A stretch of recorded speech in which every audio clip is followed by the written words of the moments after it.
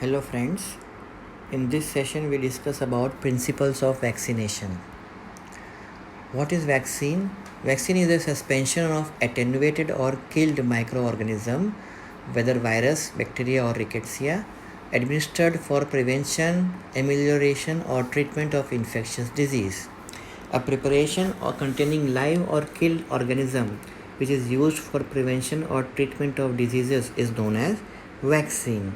Vaccines produce active immunity, and immunity and immunological memory produced by the vaccine is similar to a natural infection but without the risk of disease. Now, general rule is that the more similar a vaccine is to the disease causing form of the organism, the better the immune response to the vaccine. What does the sentence mean? Now, say for example, a particular genus has several species, and out of these species, on one particular species causes the particular disease. If you prepare a vaccine from that particular species only, then that vaccine will be effective as it is formed from the same species which causes the disease. But if you form vaccine from some other species of the genus, then it will not be same as the pathogen, so it will give some protection because it is belonging to the same genus, but it will not be very effective. Now, example of this is BCG vaccine. BCG is Bacilli calmette guerin. It is prepared from M. bovis strain.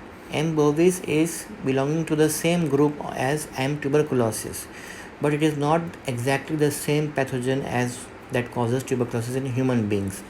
So BCG vaccine does give protection, but it does not give 100% protection to the host, as the strain included in the vaccine is not the typical pathogen of the human beings. Types of vaccines can be live, attenuated or inactivated or killed. So two basic categories, live and killed. Live vaccines can include viral vaccines and bacterial vaccines, and the killed vaccine can include various categories: whole cell killed vaccine of bacteria or virus, or fractional vaccine. Fractional vaccine include protein based and polysaccharide based. The protein based vaccines include toxoid and subunit vaccines, and the polysaccharide based vaccines include pure polysaccharide vaccine and conjugated polysaccharide vaccines. Now, what is live attenuated vaccine?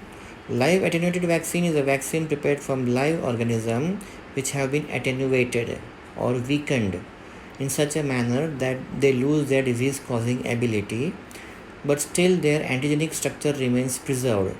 So these organisms can activate the immune system. They will lead to immune response, but they will not be able to cause disease as they have been weakened, attenuated. Attenuated form of wild virus or bacterium is used. It must replicate to be effective. Since it is live, it will replicate, and as it will replicate, the subsequent progeny that are produced, they will also activate the immune system. So continuous activation of the immune system will take place, so booster effect will be produced, so stronger immune response will be generated. The immune response generated is similar to a natural infection, and generally in live attenuated vaccines, single dose is sufficient because that particular dose will be having live organism which will keep multiplying, so that a continuous booster effect will be produced. But practically there are some exceptions, like in oral polio vaccine. Oral polio vaccine is live attenuated, but multiple booster doses are given in oral polio vaccine. Severe reactions are possible because live attenuated hota hai wo, but it is possible that rarely from this attenuated variety another reactivated or virulent strain emerges during cell multiplication. So because of that, rarely it is possible that the live attenuated vaccine can result to the disease. Like we have heard of polio acquired because of oral polio vaccine very rarely. One in very lakhs of cases, one case might occur that way, that the attenuated live viruses, they are multiplying, and during multiplication accidentally a virulent strain might be produced, and that can lead to severe reactions. Live attenuated vaccines are fragile and they must be stored and handled carefully. They are stored at 2 to 8 degrees Celsius generally. Examples of live attenuated vaccines include viral vaccines and bacterial vaccines. In viral vaccines, common examples include oral polio vaccine (OPV) and MMR vaccine, measles, mumps, rubella vaccine. Then bacterial vaccines include BCG and typhoid, oral typhoid. Then comes inactivated vaccines or dead vaccine, in which organism is killed or destroyed. In this kind of vaccines, the organism cannot multiply because they have been killed. So there is no subsequent progeny. So there is no subsequent activation of the immune system. So only one time activation of immune system will occur because of the killed vaccine. And since only one activation takes place, we need to give repeated doses of the killed vaccine for giving booster effect to the immune system. Immune response is mostly humoral and the antibodies diminishes with time, and whole cell killed vaccine is one variety in which the entire organism is taken and a killed form of the entire organism is given as a vaccine. Example, viral vaccine में polio and rabies and bacterial vaccine में typhoid and cholera can be remembered as common examples. But the problem is that in whole cell killed vaccine, the entire organism is given. Now in that entire organism, not all the portions of the cell will be highly immunogenic. Some portions will be highly immunogenic and some portions will be less or poorly immunogenic. So if the whole vaccine is given, whole organism is given, it will mount an immune response, but it will not be so strong as if purely those immunogenic components are given as vaccine, then it will become much stronger response. So for that purpose, purification from the entire cell, purification and extraction of the most relevant portions, most relevant antigens is done, and it is given as subunit vaccines. So the portion of the entire cell which is most immunogenic is extracted, and this extract is given as a subunit vaccine, so that the immune response is much stronger. So 5 ml of whole cell will produce some particular response, but 5 ml of that extract of the highly immunogenic antigens will produce much stronger response than the whole cell. Examples of subunit vaccine include hepatitis B, influenza, pertussis, human papilloma virus, etc. What is toxoid? Toxoid is toxin, but the toxicity of the toxin has been removed. Only the antigenicity is preserved. So the toxin no longer remains toxic, but its antigens are preserved, so it can stimulate the immune system the same way as in normal conditions. This kind of modified toxin is known as toxoid. And toxoid vaccines are given in certain diseases in which toxin is the main virulence factor of the organism. Example, diphtheria and tetanus. In diphtheria, diphtheria toxoid is given, and tetanus toxoid is given in tetanus.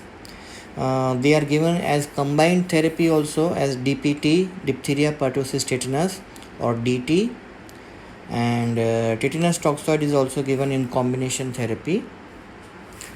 Then comes pure polysaccharide vaccines, a non-infectious vaccine that contains the pure polysaccharide portion of the capsule, polysaccharide capsule of the organism as a vaccine. Since the polysaccharide capsule of the organism is the major virulence factor, it is introduced as a vaccine in the person, and that person will mount an immune response against the capsule. But the problem is that since it is a polysaccharide, it is not highly immunogenic. Proteins are most immunogenic, but polysaccharides are not so strong immunogens. So pure polysaccharide vaccines will not give so strong antibody response. If you conjugate them with some protein carrier molecule, then the response will be improved. They do not have any booster response, and they are not very effective in children less than 2 years of age. Examples of pure polysaccharide vaccines include pneumococcal, meningococcal, and Salmonella typhi vaccines. As an improvised version of these pure polysaccharide vaccines, conjugated polysaccharide vaccines have been synthesized. Earlier, some decades ago, pure polysaccharide vaccines were used, but now in today's times, conjugated polysaccharide vaccines are used. When you conjugate the polysaccharide, the capsular polysaccharide, with some protein carrier molecule, because of the protein carrier molecule, the immune response generated becomes much stronger, and because of that, better antibodies are formed and the person gets a stronger immunity against the antigen. Examples of conjugated polysaccharide vaccine include Haemophilus influenza type B conjugated polysaccharide vaccine, pneumococcal and meningococcal conjugated polysaccharide vaccines. Some other terminologies: recombinant vaccines. Recombinant vaccines are produced by genetic engineering technology. Example, hepatitis B and human papilloma virus vaccines prepared by insertion of that particular gene into the gene of a yeast cell. That gene which codes for the major immunogen of that bacteria is or virus is introduced into a yeast cell, and as the yeast cell multiplies, it will produce that particular protein of that organism which is highly immunogenic, and from that protein is extracted and given as a vaccine to the person. So this kind of vaccine is called a recombinant vaccine. Example, hepatitis B or HPV. DNA vaccines. DNA vaccines are prepared in what manner? DNA sequences that code for immunogenic proteins located in appropriately constructed plasmids, which include strong promoters. They are injected into an animal and taken up by the cells of the animal, and the immunogenic proteins are expressed and elicit an immune response. Means the desired DNA sequence is inserted into an animal. The cells of the animal will take up that DNA and they will start manifesting the protein produced by that DNA on their surface, and that protein is taken, extracted and given as a vaccine. This is called DNA vaccine. Example, Japanese encephalitis and West Nile fever. What are synthetic vaccines? Synthetic peptide vaccines using synthetic short peptides which artificially prepared. They are artificially prepared and they correspond to the natural epitopes of the antigens, and they also elicit a protective antibody response. Synthetic vaccines have been used in malaria and diphtheria. Virus vectored vaccine. Virus vectored vaccine means a virus is taken as a vector. It is used as a carrier or a vector for that vaccine. Adenovirus is used as a vector for viral vaccines. Use of virus as a vector to carry selected genes from another virus for immunization is the concept of virus vectored vaccine. Example, Ebola virus vaccine.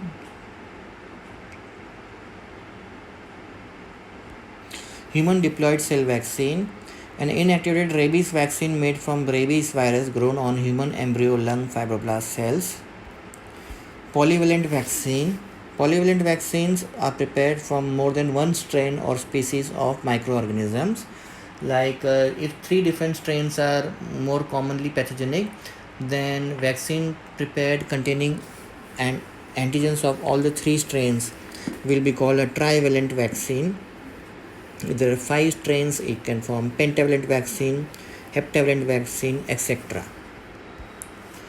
What is combined vaccines? Combined vaccines are multiple vaccines given together. Example, DPT and MMR, diphtheria, pertussis, tetanus, and MMR is measles, mumps, rubella. Types of immunization are active, passive, and combined. Active immunization includes immunization schedule, national immunization schedule, and besides that, optional vaccines are also there. BCG, OPV, DPT are vaccines given in the immunization schedule. Passive immunization में normal human immunoglobulin, specific human immunoglobulin are given. Antisera are given from animals. Earlier animal antisera were used, but now human immunoglobulins are available. Example, hepatitis B immunoglobulin, tetanus immunoglobulin, and rabies immunoglobulin. Then combined immunization, active and passive immunization both are given. Example, diphtheria, tetanus, and rabies. such deadly diseases in which you cannot give time for the immune system to get activated and protect the person, because the immune system will take 5 to 7 days to become fully active, and if it is a very deadly disease, then person might die within 2 to 3 days also. So in such cases, immediate protection should be given to the person, and for the immediate protection, passive immunization is given. Routine immunization, national immunization schedule is there, BCG, OPV, DPT, etc. And there is some concept of individual immunization, means some individual requires some particular immunization, then that is called individual immunization. It is not compulsory for all people, but those who require a particular vaccine are given that vaccine, recommended for susceptible population. Example, hepatitis B, typhoid, varicella vaccines. And that completes vaccination. Thank you.